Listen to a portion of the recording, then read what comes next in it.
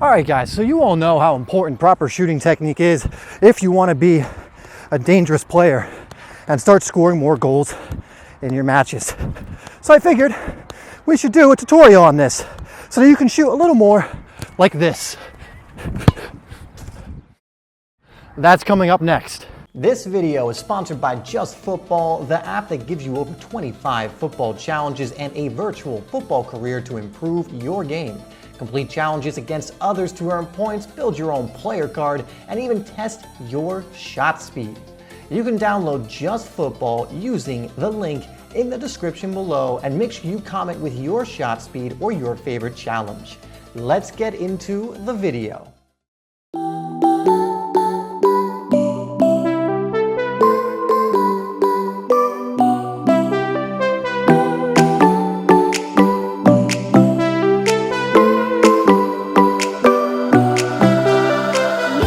Alright, in this video we are covering proper football power shot technique using your laces. We are going to break this video up into a few parts. First, we are going to cover basic technique, how to strike the ball, and other factors that will help you strike the ball more cleanly with power and accuracy.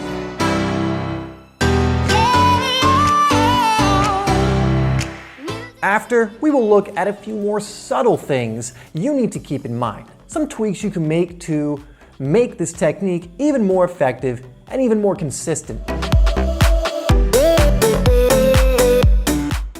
Lastly, we'll look at practices you can do deliberately to work on this technique so that you are firing them into the back of the net in no time. You ready? Let's go! The technique behind a power shot is fairly simple, made of a few components. We want to keep a few key things in mind. First, our approach to the ball. Second, our body position. Third, our plant foot. Then, as the strike actually occurs, we want to focus on where contact happens on our foot, where contact occurs on the ball, locking our ankle, and of course, the follow-through.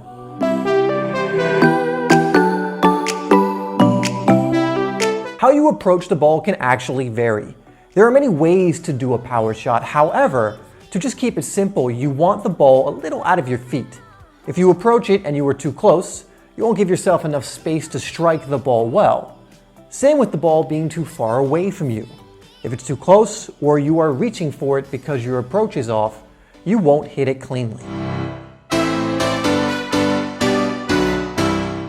Your body position is going to be key. Mainly whether you are leaning back or over the ball.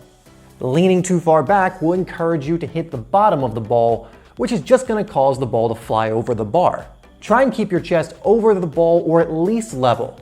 Now, you can get away with leaning back slightly, but for now, let's just focus on getting that chest over the ball and keeping it down. You want your plant foot to be next to the ball. Now, I'm not saying right on the ball, but a little off to the side.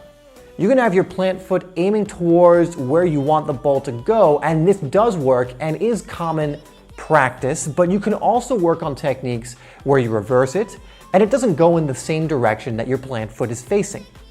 Just make sure your plant foot isn't too far behind the ball or too far in front of it.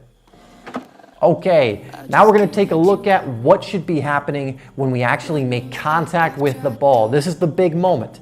This is key.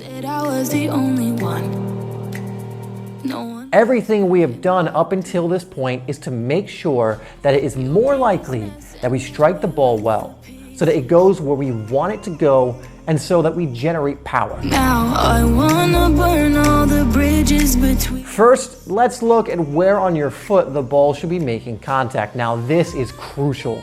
Hit it with a certain part of our foot and the ball will go nowhere or have no aim. Hit it with other parts and it will fly into the net accurately. So there are a few different areas, but we are going to focus on the most common one and in my eyes, the most effective area. And that is the big bone on the side of your foot next to your laces, usually. It's the most dense part of your foot. If you can strike the ball here while keeping your ankle locked in place and your toes pointed down, you are going to hit the ball very sweetly. The higher up your foot, the more dense this becomes, so hitting it on this part just below your ankle I have found to be the sweetest spot for me, but be sure to experiment for yourself. You made this mess and left me with the pieces. Even if we hit the ball with the right spot on our foot, if we hit the ball in the wrong place, you're just not going to get any power or accuracy on it. So if you hit the ball on the top, it will bounce into the ground and you'll lose a lot of power, which is exactly what we don't want when shooting from distance. If you hit it too far on the bottom, the ball is going to be going into row Z. The closer to the middle of the ball you hit it, the better.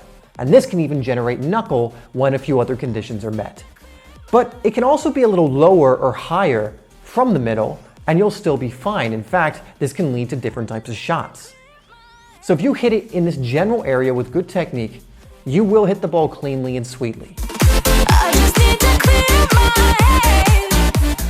Now, I did mention this a bit earlier, but you need to lock your ankle when performing this technique. Now, what does this mean? Well, you need to have your toes pointing down and your ankle locked in place when you make contact with the ball. This is something you can learn fairly quick with practice, and it will make a huge difference in your shooting. Now, I've already made so many videos going over this, so I'm just going to link a card up top of this video that you can go check out, and I'll also put it in the description. So go check out those videos if you need help with this specific skill, locking your ankle, after you're done finishing this video. Finally, there's your follow through. Now, your follow through, like your run up and many other things you do before actually making contact, is to encourage good contact. The fact of the matter is, if you strike the ball well, it doesn't matter how you run up or how you follow through. However, the reason I emphasize the run up and follow through is because doing it properly encourages good technique and contact. Sure, you can get lucky and hit it well with a poor run up and a poor follow through, but that won't happen often or consistently. So there are really just two follow throughs I want you to focus on for now, and honestly, these are the only two you'll ever need, although you can experiment with more. First is where you either keep your foot planted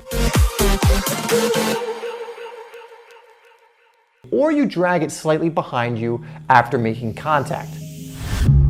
When you feel the world is over.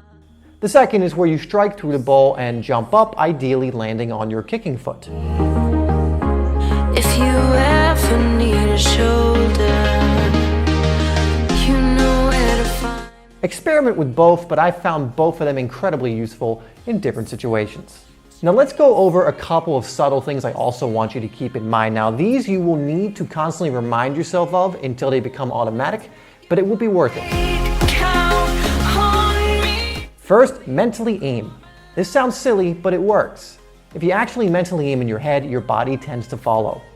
I can't tell you, for example, how many times I've mentally aimed for a free kick and my body followed my mind and I put it exactly where I pictured. You know where to find me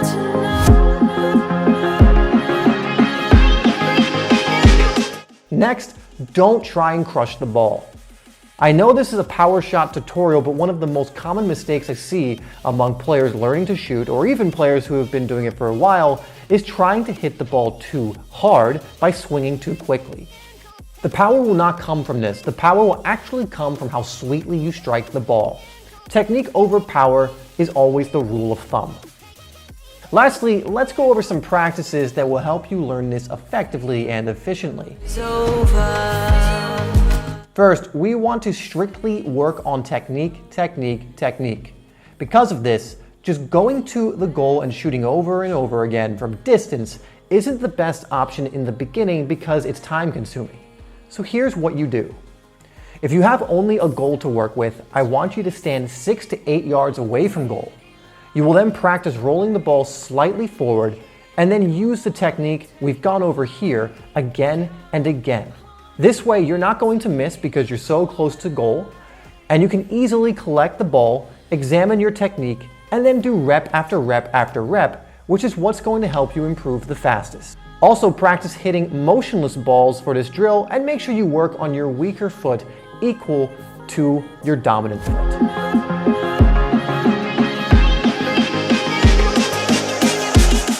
Second is doing a similar thing but against a wall. Now I prefer this because you can also work on things like your control as the ball comes back to you. Now the only disadvantage here is you can't stand 6 to 8 yards away from the wall and hit it as hard as you can because the ball will just fly past you. So you're gonna have to move back or save this drill for when you have a net. By the way, get creative with your training. If you don't have a soccer net, make do with something else. You can always find something to practice this with, and it's going to help you massively.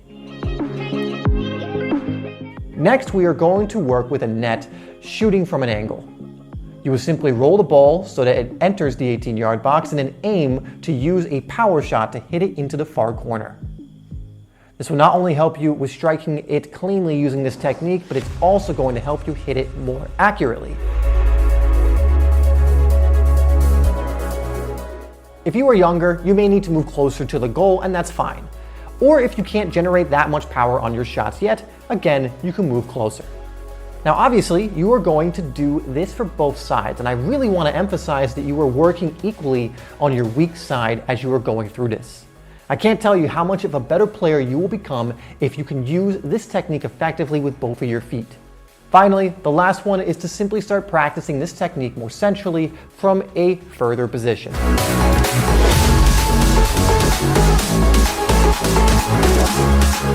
You still want to focus on form here, but again, focus on technique and aiming the ball to where you want it to go. Now there are many other drills you can do, some that are more game-like, that you should definitely add to your routine. But what I've gone over in this video is what's going to help you develop the technique of a power shot. Question of the day: how good is your power shot on a scale of 1 to 10? And what area that I went over in this video are you going to work on the most or need to work on the most? Let me know in the comments. All right guys, that's gonna do it for this video. Now if you actually want to improve this area and get it to the point where you're shooting like I was in this video, make sure you're working on all the drills we went over. As always, make sure you like this video, and as always as well, hit that subscribe button. I'll see you later.